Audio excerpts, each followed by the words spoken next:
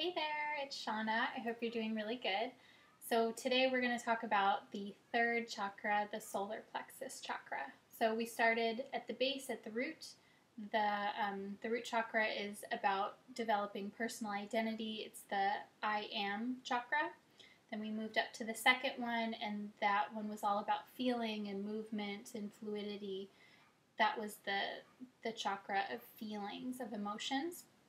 So now when we get to the solar plexus, right where your belly is underneath your breastbone, just a little bit above your belly button, that little soft area, the solar plexus is all about doing and fire energy and movement. The mantra of the solar plexus chakra is I can. And one little thing that I want to share with you guys that I feel like very beautifully portrays the energy of the solar plexus chakra is from the Mahabharata, and it says, "What is this life flowing in our bodies like fire? What is it? Life is like a hot iron ready to pour. Choose the mold and life will burn it." And I think that last part is really key. Choose the mold and life will burn it. And I think that's important for the solar plexus chakra because anything that you do in your life is very much dependent on the first and second chakras. And let me kind of explain what I mean by that. That means having a healthy foundation, a healthy sense of the basic needs in your life are being met. You know, food, water, housing, that kind of thing. And then also a healthy emotional state as well. If you have those needs met and a healthy balance there, then when you go to do things out in the world, you will be able to do things with more ease and more skill, and it'll be more in alignment with what you're really here to do in the world as well. And along those lines, those same lines, when you start with the first and second chakra, when you have a very strong sense of who you are in the world and a very strong sense of what it is that you want, what it is that you need emotionally and mentally, then when you go to do things, when you start with that clarity, when you do things, you will accomplish things that will make you feel very good, that will make you very happy, and that will also feel very fulfilling. So I feel like that's important to know with the third chakra. So that's that. So third chakra, in a broader sense, is all about power, willpower, drive. It's also about aggression and assertiveness. And when I say aggression, I don't mean like in a negative way. It can manifest that way, but it's about your assertiveness. You're standing up for yourself. So if someone does something that isn't appropriate, how do you handle that? How do you respond to that? And I find that with all of the chakras, but especially this one in particular, everyone has a certain type of disposition that they tend towards. So some people may have a solar plexus chakra or a heart chakra or whatever that is typically a little weaker or a little stronger. And that's not bad either way. It's just some people have a tendency to have more energy or less energy in certain chakras versus other ones. So this one, especially because it's assertiveness, if there's not a lot of energy there, if it's out of balance, there could be a tendency to be very assertive, very aggressive, and very lots of like passion and drive there, or there could be a sense of not introvertedness necessarily, but a sense of withdrawal and withdrawing from life and withdrawing when there's a conflicting situation. Like a good example is people who don't like confrontation might have a little bit of a slower energy in that solar plexus chakra, or maybe there's an imbalance there. So willpower, assertiveness, solar plexus chakra also, especially, you know, obviously it's in the belly, it rules digestion. So digestive issues, if you have any kind of, especially in the large intestine, if you have any kind of issues with digestion, it will, that's typically a third chakra issue. And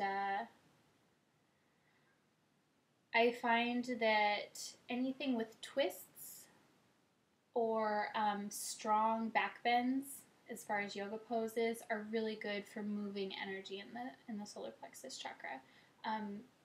With all of the chakras, we want to focus on moving energy in that area if there's an imbalance, and it doesn't matter necessarily if it's like too strong of a chakra or if there's not enough energy in the chakra. If you get the energy moving and flowing in that area, it will normalize. There are some nuances, especially with the lower chakras, on, you know, depending if it's too much energy or not enough, how you want to go about that. But I would say typically, if you get the energy moving, it's going to bring more health into that area. So that's that. Let's see, other things that I wanted to tell you guys about this this chakra is, it's also good. So other malfunctions or imbalances in this chakra can, I said digestive disorders, but also other more subtle things like diabetes, ulcers, hypoglycemia, that kind of thing. And those, again, those are like kind of related to digestion. They're related to the fire of how you process things, how you process food. And that's very much related to our energy, right? Like our drive, because if you're not processing your food properly, or if you're not taking in the proper foods that you need in order to feel healthy and have lots of energy, you're going to feel either lethargic or just tired in general or whatever. So that's why, again, it's really important to start with that healthy foundation of the first and second chakras, because first chakra is, you know, food, the body, like the very basic needs, and second chakra is all about movement and being in the flow and connecting to your emotions in your body. So when we do that, we can have lots of drive and energy to do the things in the world that we want to do. So along these same lines, solar plexus chakra is also very related to self-esteem. And that one can be a tricky one because if you don't have a strong sense of self-esteem, that's something where, how do I say it? So again, we go back to, I keep doing this, but it's important. We go back to the first and the second chakras. You know, why are you really here? What do you need? What are your emotional needs here? And I find with people, and I've experienced this with myself as well, if your needs and what you want to do are not met with acceptance, that can be very detrimental to the self-esteem, and then that can create conflict in the solar plexus chakra. So I think the best way to heal that is to just know that that not everyone's going to love what you want to do. Not everyone is going to think that you're fantastic, and that's okay, and that's actually a good thing. You may have heard, you know, typically, if you're doing things right, if you're really doing what you love and what you feel is truly important to you, a lot of people are not going to agree with it, and that's a sign that you're on the right track. Like one of my favorite quotes by Albert Einstein is that new ideas meet their greatest opposition from those who misunderstand them. And I think that's so fitting for the solar plexus chakra, because not everyone's going to understand you, and that's okay. And your goal with the solar plexus chakra is to do what you need to do what's important to you. That's so key. Do what is important to you, not to anyone else, and to allow that energy to come out regardless of what other people think. And this is so key because we're leading up to the heart chakra.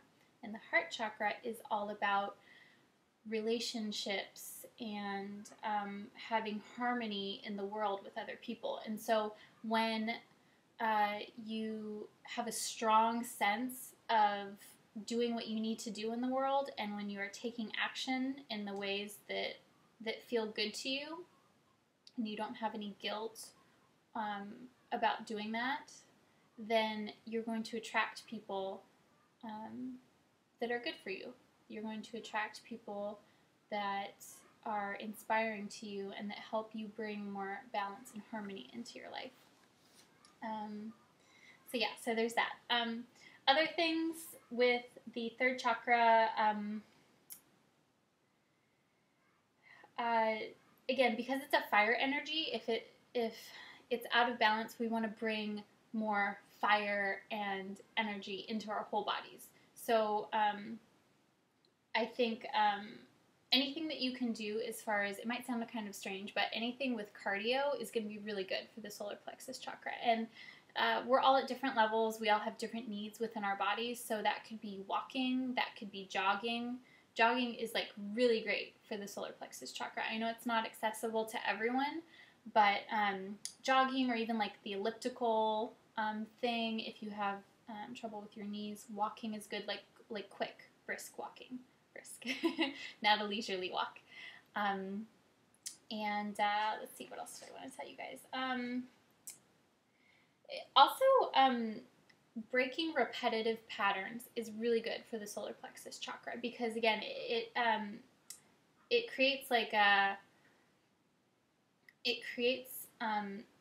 change. It unblocks, so to speak, something that's like dense. Like if you do the same thing every day, maybe do something totally different, even if it's just in your morning routine.